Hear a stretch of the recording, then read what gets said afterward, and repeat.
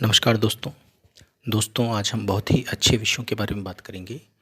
पहला विषय हमारा गुणातीत। गुणातीत का मतलब होता है गुण और अवगुण के परे, जिसका कोई गुण ना हो, कोई अवगुण ना हो, उसको गुणातीत कहा जाता है। लेकिन कई लोगों के मन में ये प्रश्न उठता है कि आप तो परमात्मा के गुण बताते हो, फिर गुणातीत कैसे हुआ? गुणातीत का मतलब होता है मन के गुण और अवगुण के परे। मन की सत्ता के जितने भी गुण हैं और जितने भी अवगुण हैं, समस्त गुणों और अवगुणों के परे परमात्मा है, जिसे हम गुणातीत कहते हैं। लेकिन उसके भी कुछ गुण हैं जो कि कभी भी मन की या अनंत सृष्टियों के किसी भी गुण या अवगुण से मैच नहीं होते। इसीलिए मन के और अनंत सृष्टियों के समस्त गुण और समस्त अवगुणों के परे है परमात्मा के गुण। परमात्मा के सारे गुण अद्भुत हैं, यूनिक है, उसको किसी से भी मिलान नहीं किया जा सकता। वह गुण केवल परमात्मा के ही हैं, अन्य किसी के भी नहीं हैं। इसीलिए उन्हें गुणातीत कहा गया है। परमात्मा की क्वालिटीज़, परमात्मा के गुणों के बारे में जब भी बताया जाएगा तो उन समस्त गुणों को गुणातीत ही कहा जाएगा। गुणातीत केवल मन के लिए है, सृष्टियों के लिए है। परमात्मा के भी गुण हैं, जैसे कि सर्वव्यापिता। अब आप अनंत सृष्टि में, अनंत जीवों में कहीं भी ढूंढ लीजिए, ये सर्वव्यापिता का गुण केवल परमात्मा के सिवाय किसी में नहीं मिलेगा। एक रास्ता, यह गुण भी परमात्मा के सिवाय किसी में नहीं मिलेगा। अखंडता, यह गुण भी परमात्मा के सिवाय किसी में नहीं मिलेगा। गुरु अतीत, भावातीत, ज्ञानातीत, ज्ञान और अज्ञान के पार। ज्ञान और अज्ञान गुण मन का होता है, भाव अभाव गुण मन का होता है, खंडता गुण मन का होता है। मन भी अखंडित सा प्रतीत होता है, लेकिन वह पूर्ण अखंडित नहीं होता। इसीलिए परमात्मा का कोई भी गुण किसी से भी नहीं मिल सकता, और उसकी साधना गुणों से ही की जाती है, गुणों के आभास से ही की जाती है। मन जैसे ही उस गुणातीत से जुड़ता है, तुरंत शांत होने लगता है, तुरंत अपने मन की दशा से पार हो जाता है, मनोतीत अवस्था में आ जाता है। परमात्मा को सदैव ध्यान की शक्ति के पार ही होकर साधा जाता है। अब लोग कहेंगे हमारे पास तो ध्यान की शक्ति ही है, सुरती ही है, फिर हम कैसे पार होकर साधेंगे उसको? यह काम परमात्मा पर छोड़िए, आप केवल परमात्मा के गुणों को आभास कीजिए। लेकिन प्रश्न ये उठता है कि आभास तो मन ही करेगा, ध्यान शक्ति ही करेगी? बिल्कुल, जैसे ही आप आभास करोगे, तुरंत आपका मन, आपकी ध्यान शक्ति ठहर जाएगी। फिर आपकी ध्यान शक्ति और मन का कोई कार्य नहीं बचता, फिर परमात्मा की कृपा का कार्य बचता है। जैसे कागज अग्नि में चला तो गया, अब कागज का कोई काम नहीं बचा, अग्नि का काम बचा है। इसीलिए परमात्मा की साधना को ध्यानातीत, सुरतातीत, ज्ञानातीत, गुरु अतीत कहा गया है। गुरु अतीत इसलिए कहा गया है क्योंकि गुरु का मतलब होता है ज्ञान देने वाला, और परमात्मा का मतलब होता है जो ज्ञान अज्ञान को हमेशा के लिए मिटा दे। इसीलिए परमात्मा को गुरु अतीत कहा गया है, और शिष्य अतीत भी कहा गया है। शिष्य जो झुके, शिष्य जो मांगे। लेकिन जैसे ही आप परमात्मा से जुड़ते हो तो आपके समस्त झुकाव टूट जाते हैं। झुकता जीव है, झुकना एक अहंकार, उठना एक अहंकार, अकड़ना एक अहंकार। झुकने में भी जीवत्व बचता है, झुकने में मिटता नहीं है, मिटता है परमात्मा से जुड़ने पर। तो शिष्यातीत, शिष्य से अतीत भी परमात्मा है। तो गुरु अतीत, शिष्य अतीत, जितनी भी बेड़ियां हो सकती है, समस्त बेड़ियां टूटने का एकमात्र प्रयोजन परमात्म साधना है। उसके सिवाय आप किसी की भी साधना करोगे, आपकी बेड़ियां टूटेगी नहीं, बल्कि मौजूद बेड़ियां टूटती नजर आएंगी और नई बेड़ियां चढ़ जाएंगी। अभी तक संसार में ऐसा ही होता आया है। आध्यात्म के नाम पर आपकी मौजूदा बेड़ियां, मौजूदा नियम आपसे तुड़वा दिए जाते हैं और नए नियम आप पर चढ़ा दिए जाते हैं। मतलब रस्सी तो खोली, लेकिन उससे मजबूत रस्सी से बांध दिया गया। जानवरों को बांधा जाता है खूंटे से और रस्सी से, और जो इंसान हैं उनको बांधा जाता है ज्ञान से। तो ज्ञान एक बहुत बड़ा बंधन है, इसको समझना होगा। रस्सी, खूंटे की रस्सी जो गर्दन में बंधी हुई होती है, उसको तो कभी ना कभी तोड़ा जा सकता है, लेकिन ज्ञान की रस्सी इतनी आसानी से नहीं टूटती। ये बंधन कई जन्मों तक जाता है, कई यात्रा तक जाता है। इसके संस्कार गहरे धसे हुए होते हैं, इतनी आसानी से नहीं निकलते। तो जब तक हम गुणातीत से नहीं जुड़ेंगे तब तक कल्याण नहीं हो सकता। गुणातीत से ही जुड़कर हमारा कल्याण सुनिश्चित होता है। अनंत यात्रा में एक सच्चे मार्गदर्शन से ही हमें ये चीज़ें पता चलती हैं, तभी जाकर हम सूक्ष्म बंधनों को भी तोड़ पाते हैं। हमको स्थूल बंधन बड़े जल्दी दिखाई देते हैं कि क्रियाकांड मत करो, श्राद्ध मत करो, मूर्ति मत पूजो, ऐसा मत करो, वैसा मत करो। ये स्थूल कर्मकांड है, ये स्थूल बंधन है जो हमें बड़ी जल्दी दिखाई दे देते हैं। लेकिन स्थूल बंधन से बड़े बंधन गहरे होते हैं, सूक्ष्म बंधन जो स्थूल से ज़्यादा गहरे और मजबूत होते हैं। स्थूल बंधन को तोड़ना बड़ा आसान है कि जी मैंने व्रत करना छोड़ दिया, मूर्ति पूजा करना छोड़ दिया, चादर चढ़ानी छोड़ दी, ये करना छोड़ दिया, वो करना छोड़ दिया। ये तो बड़ा आसान लगता है, लेकिन जब सूक्ष्म बंधनों की बात आती है तो आपसे टूटता नहीं। ज्ञान का अहंकार, गुरु के पास जाना, गुलामी, मन के अंदर एक गुलामीता होती है, वह गुलामीता, मांगना, ये सब एक सूक्ष्म बंधन होते हैं जो हमसे छूट नहीं पाते। कंप्लेंट करना, बार बार ध्यान की ओर आकर्षित होना, आध्यात्म के लिए विभिन्न प्रयास करना, परमात्मा को ढूंढते रहना, ठहरने की कोशिश न करना, मन में कहीं ना कहीं बारंबार ये भाव उठते रहना कि कहीं और ज़्यादा मिलेगा, कहीं और ज़्यादा मिलेगा। ये और ज़्यादा मिलेगा के चक्कर में हम घूमते रहते हैं, भटकते रहते हैं। तो ये सूक्ष्म बंधन है मन के। ये मन आपको ठहरने नहीं देता, दौड़ाता है, फिराता है। ये दौड़ बंद करनी होगी, खोजना बंद करना पड़ेगा, ठहरना पड़ेगा, तब जाकर गहन स्वतंत्रता आपको मिलना शुरू होगी। स्वतंत्रता की शुरुआत स्वतंत्रता से ही होती है, गुलामी से नहीं, नियम कानून कायदों से नहीं। परमात्मा अमर स्वतंत्र है, परम स्वतंत्र है। बाकी सब जीव एक तत्व दशा है, शरीर दशा है। जीवत्व का होना ही बंधन है, और इस जीवत्व पर कई सारे सूक्ष्म बंधन लदे पड़े हैं। उन सूक्ष्म बंधनों को बिना कृपा नहीं तोड़ा जा सकता। यहाँ पर जो भी जीव मिलेगा आपको, वह आपको बांधने की कोशिश ही करेगा। उसके अंदर लोभ होता ही है कि आपको बांध ले। सच्चा मार्गदर्शक मिलना बड़ा से बड़ा जटिल है, क्योंकि जीव के अंदर ये लोभ का भाव कभी खत्म नहीं होता, और गुरु के अंदर लोभ भाव अवश्य ही होता है, जितने भी गुरु बनते हैं। अब वो लोभ भाव कितना सूक्ष्म होता है कि आपको दिखाई नहीं दे रहा, वो कृपा का विषय है। जब कृपा आप पर होती है परमात्मा की, परमात्मा से आप जुड़ने लगते हो, तो सूक्ष्म से सूक्ष्म लोभ भाव भी आपको दिखने लगता है। आप जान जाते हो कि कौन निस्वार्थ है, कौन निष्कपट है। निस्वार्थ और निष्कपट होकर ही सच्चा मार्गदर्शन मिल सकता है आपको, दोनों दशाओं से। मार्गदर्शक का भी निस्वार्थ होना अति आवश्यक है, और जिसको कृपा चाहिए उसका भी निस्वार्थ होना अति आवश्यक है।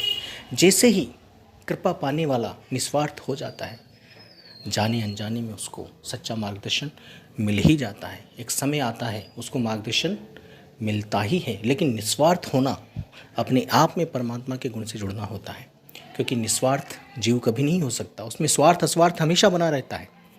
निस्वार्थ परमात्मा का गुण है। तो जैसे ही कोई जीव निस्वार्थी हो जाता है, उसके रास्ते से झूठ पाखंड उड़ते नजर आते हैं, नष्ट होते नजर आते हैं, और एक बिछोना बिछा दिया जाता है उसके रास्ते में फूलों का, सुसज्जित, परमात्मा के गुणों से जुड़ना ऐसा है कि इस मार्ग में भी ठहराव है, शांति है, सरलता है, मिठास है और मंजिल तो अमृतमय है ही कि आप पूर्ण मिट जाओगे। इससे बड़ा अमृत कुछ नहीं हो सकता, क्योंकि जीवत्व एक जहर है और परमात्म एक अमृत है। जीवत्व कोई मिटाना भी नहीं चाहता, मिटाए कैसे? बिना तृप्ति जीवत्व मिट नहीं सकता और कृपा के बगैर तृप्ति होगी नहीं। तो निश्चित ही आपको ये जीवत्व रूपी जहर मिटाना होगा और परमात्म रूपी अमृत को धारण करना होगा, तभी आपका कल्याण होगा। दूसरा विषय है सच्चा चमत्कार किसके साथ घटता है। अफवाही चमत्कार हमेशा दूसरों के साथ होता है, दूसरों के साथ घटता प्रतीत होता है। जिनके पास कभी कोई चमत्कार नहीं होते वह दिखाते हैं कि मैं चमत्कारी हूँ, लेकिन जब सच्चा चमत्कार होता है तो किसी दूसरे के साथ नहीं होता, वो आपके साथ होता है। जब तक आपके साथ चमत्कार न हो तब तक चमत्कार नहीं है, तब तक अफवाह है, दिखावा है, हाथ की सफाई है, ठगी है।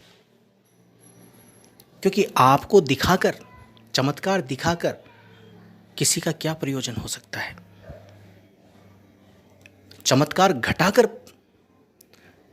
परमात्मा की कृपा सिद्ध होती है कि आपके साथ चमत्कार घटा, यह है कृपा, और आपको चमत्कार दिखाया, यह है ठगी। चमत्कार हमेशा दिखाया नहीं जाता, बताया नहीं जाता, प्रचारित नहीं किया जाता। चमत्कार हमेशा हमारे साथ घटता है, और अगर चमत्कार किसी के साथ घट भी रहा है तो हमारे किस काम का, जब तक हमारे साथ न घटे। तो जो सच्चा चमत्कार होता है वो स्वयं के साथ घटता है, और जब स्वयं के साथ घटने लगे तो उसको दिखाने की आवश्यकता होती ही नहीं, क्योंकि चमत्कार परमात्मिक गुण है। समस्त विज्ञान, समस्त चेतन शक्तियों के परे है चमत्कार। चमत्कार वैज्ञानिक नहीं होते, वैज्ञानिक नियमावली है, नियम है प्रकृति के। उन नियमों से जो भी कुछ हो रहा है वो चमत्कार नहीं है। जो नियमों के पार होता है वो होता है चमत्कार। जो आपको कुछ दिखाई दे रहा है इस संसार में, हो सकता है इस प्रकृति के नियम ना हो, अन्य प्रकृति के नियम हो, तो वो भी वैज्ञानिक है। लेकिन जो समस्त नियमों के पार होता है वो चमत्कार होता है। और जब ऐसा चमत्कार आपके साथ घटने लगे तो आपके अंदर कोई ख्वाहिश नहीं होती उसको प्रचारित करने की, तभी वो चमत्कार है। अगर ख्वाहिश है चमत्कार को दिखाने की तो अभी तक आप में मोह है, शोहरत पाने की इच्छा है, कुछ ना कुछ है। इसीलिए पहले के ज़माने में कई लोग अफवाही चमत्कारों से काफ़ी प्रसिद्ध हो गए थे। उनके बारे में बताया जाता था कि उन्होंने 50 चमत्कार किए, 52 किए, 57 किए। वो कुल मात्र अफवाहें थीं। उन अफवाहों से किसी का कल्याण नहीं होगा। कल्याण होगा तो सचमुच जिस दिन आपके जीवन में चमत्कार घटेगा उससे आपका कल्याण होगा। किसी के जीवन में चमत्कार घटने से आपका कल्याण नहीं होगा। तो चमत्कार किसके साथ घटता है? चमत्कार सदैव हमारे साथ घटता है, दूसरे के साथ सचमुच में नहीं घटता। तो जब आपके साथ घट जाए तो समझिए कृपा मिलना शुरू हो गई है परमात्मा की। और जब तक चमत्कार नहीं घटता तब तक कृपा आना बाकी है। दूसरे के चमत्कार देखकर अपने आप को मोहित न होने दें, खुद के साथ होने दें। और जब आपके खुद के साथ होगा तो समझिए आप निर्मोही होने की तरफ कदम रख चुके हैं। क्योंकि ये नेमत जो है, ये पुरस्कार जो है, ये रहमत जो है, वो निर्मोही पर ही होती है। ये अनंत सृष्टियों का विधान है। चमत्कार की रहमत केवल निर्मोही पर ही होगी, निस्वार्थी पर ही होगी। जिसमें स्वार्थ और मोह बचा है उसमें कतई चमत्कार हो ही नहीं सकता। और जिस पर चमत्कार होता है वो कभी भी दिखावा नहीं करेगा। उसको चमत्कार से प्रसिद्धि पाने की बिल्कुल चाहत नहीं होगी। तभी परमात्मा का वो अमर धन का द्वार खुलता है। ये गणित है उस ताले के खुलने का। हमेशा इसी गणित पर सबके साथ होता है। जिसमें मोह है, नुमाइश करने की आदत है, वो चमत्कार नहीं है। जो नुमाइश कर रहा है वो दिखावा है, वो अफवाह है, हाथ की सफाई है, ठगी है। किसी के भी चमत्कार देखकर आपका समाधान नहीं होगा। जिस दिन आपके अंदर आपके साथ चमत्कार घटेगा वो आपका समाधान करेगा। और ऐसा समाधान अनंत सृष्टियों में परमात्मा के सिवाय किसी के पास नहीं है। परमात्मा के पास कोई ज्ञान नहीं है, सीधा समाधान है। और जीव को क्या चाहिए? समाधान ही चाहिए। समाधान से ही बात बनती है और समाधान ही हर जीव का ध्येय है कि उसको समाधान मिल जाए। जिस दिन समाधान मिल जाएगा, पूर्ण समाधान मिल जाएगा, उसको मिटने में समय नहीं लगेगा। वो मिटने के लिए पूरा हृदय खोल देगा कि हाँ बस सब तैयार है मिटने के लिए। लेकिन बेचारे को, जीव को समाधान मिला ही नहीं, वो शुरू से ही विमुख है। समाधान सम्मुखता से मिलेगा। मन की विमुखता और मन की सम्मुखता के पार जो परमात्मिक सम्मुखता होती है, वो सम्मुखता है कि जैसे ही हम परमात्मा को आभास करते हैं तुरंत मन रुक जाता है। बस अब परमात्मा का काम होना शुरू हो जाता है। जब परमात्मा का काम शुरू होना हो जाता है, इसको कहते हैं परमात्मिक सम्मुखता। अब मन के ऊपर काम होना शुरू हो गया, मन का मिटना शुरू हो गया, मन को समाधान मिलना शुरू हो गया। इस तरह से कार्य होता है। बड़ा आसान है, बड़ा सरल है, बड़ा सुंदर है। अब कई लोग पूछते हैं कि हमारी जो गलत आदतें हैं वो कैसे छूटेंगी, हमारे अंदर जो गलत आचरण है वो कैसे छूटेगा। आपको गलत आदतें, गलत आचरण की कोई चिंता नहीं करनी है। आपका काम है सहजता से परमात्मा से जुड़ना। परमात्मा इतना समर्थ है कि आपके अंदर न कोई गलत आचरण बचेगा, न कोई गलत आदत बचेगी। चुन चुन के, चाहे वो स्थूल आदत हो, स्थूल आचरण हो, चाहे बहुत सूक्ष्म आदतें हों आपकी, चुन चुन के निकाल लिया जाएगा। लेकिन आपको ये दवा, ये अमृत पीते रहना पड़ेगा परमात्मा का।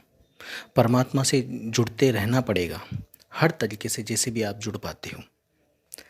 टूटा फूटा ही जुड़ पा रहे हो, जुड़ो। जैसे किसी ने प्रश्न किया कि कोई व्यक्ति कसाई है, क्या वो परमात्मा से जुड़ सकता है? कसाई ही क्यों, बड़े से बड़ा पापी क्यों ना हो, वो परमात्मा से जुड़ेगा। अगर जुड़ रहा है तो परमात्मा ऐसा रास्ता बनाएगा उसके लिए कि उसके कसाई का काम वो छोड़ के दूसरा काम पकड़ लेगा जिसमें उसको ज़्यादा प्रॉफिट मिलेगा। उसके अंदर ऐसी प्रेरणा भी देगा और ऐसे काम के रास्ते भी बनाएगा। ऐसे ही कोई महापापी इंसान हो, बहुत पाप कर रहा हो, उसके लिए भी परमात्मा ऐसे रास्ते खोल देगा, ऐसे द्वार खोल देगा कि वह काम छोड़ देगा और नया काम पकड़ लेगा और उसका जीवन सहज, सुगम और सरल हो जाएगा। तो परमात्मा ही एक उपाय है हर चीज़ों का। परमात्मा से जुड़े रहो और सहजता से अपने दिनचर्या के कार्य करते रहो, अपनी रोजी रोटी के कार्य करते रहो और परमात्मा से निरंतर जुड़ाव रखो। जुड़ते रहो, जुड़ते रहो, जुड़ते रहो। तो आपकी समस्त गलत आदतें, समस्त गलत विचार, समस्त गलत आचरण सब करेक्ट हो जाएंगे, सब सही दिशा में चलने लगेंगे। आपको हमेशा करना क्या है? परमात्मा से जुड़ना है। कई आदतें, कई आचरण हम भी नहीं जानते हमारे साथ क्या घट रहा है, क्या हो रहा है, हम क्या कर पा रहे हैं।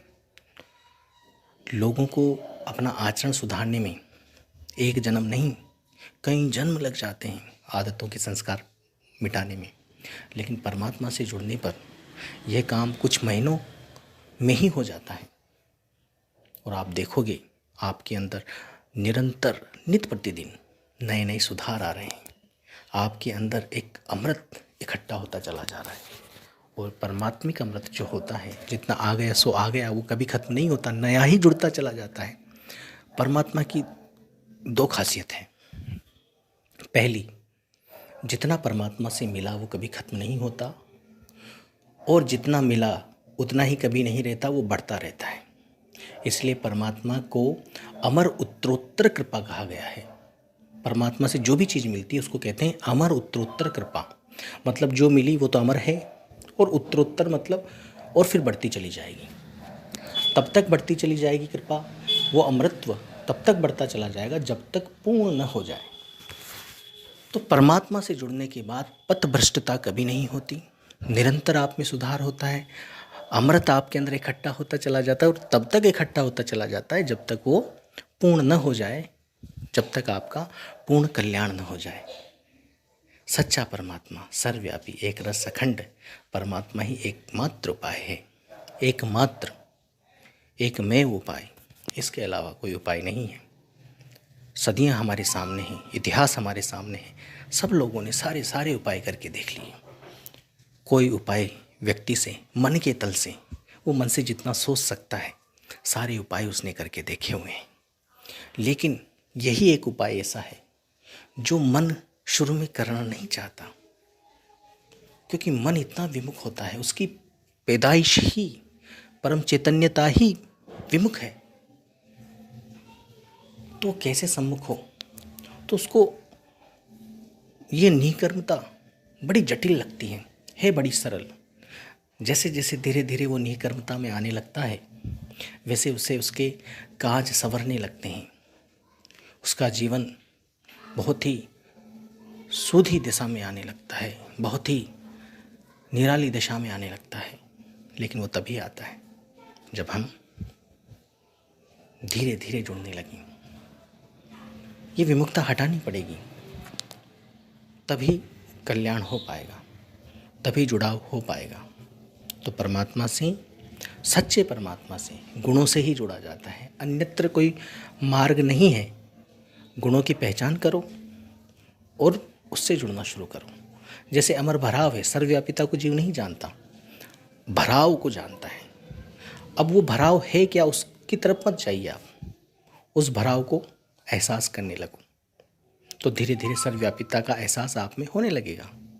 ठहराव को जीव जानता है, तो जैसे ही सर्वव्यापी ठहराव को समझेगा तो धीरे धीरे वह अमर ठहराव उसमें आने लगेगा। शांति को जीव जानता है, लेकिन जैसे ही हम अमर शांति की बात करते हैं तो वो साइलेंस को नहीं पकड़ता, फिर वो साइलेंस से पार आ जाता, अपने आप आ जाता है, क्योंकि मार्गदर्शक से उसे पता चलता है कि साइलेंस है नहीं, अमर नहीं है वो। तो वह अमर शांति साइलेंस के पार पाता है। तो शांति को देखिए, सर्वव्यापी शांति है, सर्वव्यापी अमर शांति को, ठहराव को, अमर भराव को। तो धीरे धीरे धीरे धीरे आप जुड़ जाओगे। आपने पहचान कर ली, बस अब जुड़ना शुरू करो, फिर देखिए कल्याण। जीवन में मिठास देखिए, रोम रोम में मिठास देखिए, शरीर में मिठास देखिए, बाहर देखिए, हर जगह आपको अमृत ही अमृत, अमर सौंदर्य ही नजर आएगा। ये परमात्मा के खेल निराले हैं, ये चमत्कार आपको देखने को मिलेंगे। ये आपके साथ घटेंगे, किसी दूसरे के साथ नहीं। जो आपके साथ घटे वही चमत्कार है, बाकी सब आंखों का धोखा है। तो सत्य परमात्मा से जुड़कर अपना कल्याण करें, और इस मार्ग को सहजता से लोगों को भी बताते रहना है, जो जो आपके संपर्क में आए, ताकि उनका भी कल्याण हो। हमें कोई स्वार्थ से नहीं बताना कि हमारा कल्याण हो जाएगा। सारी सेवा निस्वार्थ करोगे तो अनंत फल मिलेंगे, और स्वार्थ से की गई सेवा के फल मिलते अवश्य हैं, लेकिन वह फल कभी तो दूषित हो जाते हैं, और कभी जितना दिया उससे भी कम मिलते हैं। ये ऐसा ही है, जैसे किसी व्यापार में आपने अपनी गाड़ी कमाई लगा दी, अब वो व्यापार सही नहीं था तो वो जो गाड़ी कमाई थी वो भी डूब गई, या फिर लगाया उतना ही मिला जितना लगाया, लेकिन सही व्यापार में आपने धन लगा दिया सही तरीके से, तो जितना लगाया उससे कई गुना होकर आपके पास आता है। तो ऐसे ही परमात्मा से जब हम निस्वार्थ रूप से सेवा करते हैं, निस्वार्थ रूप से जुड़ते हैं, तो अनंत फल मिलते हैं, और अनंत फल में हमारा कल्याण, हमारा रोम रोम तृप्त हो जाता है। ऐसी असीम शांति, असीम स्वतंत्रता हमें मिलती है। और हमारी कोई समस्या बाकी नहीं रहती जीवन की। हर तरफ कल्याण ही कल्याण, अमृत ही अमृत होता है। धन्यवाद।